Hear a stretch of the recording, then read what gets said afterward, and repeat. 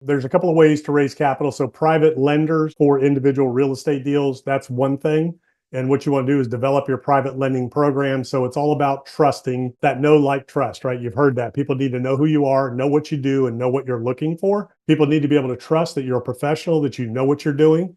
And you show them that by your track record. If you don't have a track record, then you partner with somebody who does. But you got to be an expert, right? The way you convey trust is by knowing your business, knowing your market, and being an expert. So when that lender asks you, well, what are you going to do? I'm going to flip this house where? Over here on the east side of town. Why? Well, that's the hottest market.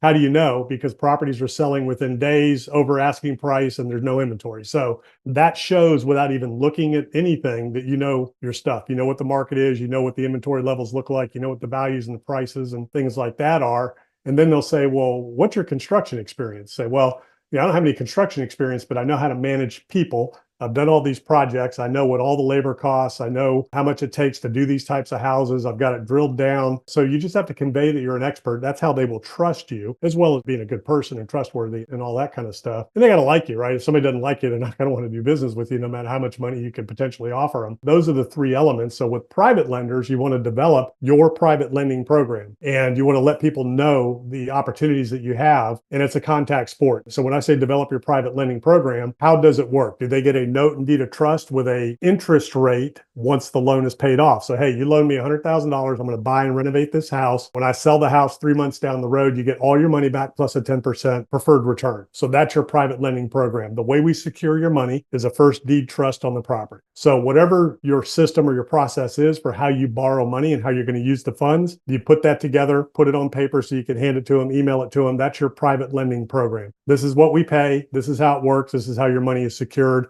This is what the sources and uses, this is what the funds go to. We're going to use it to buy the property and renovate it. And you put up all the money, we'll do all that.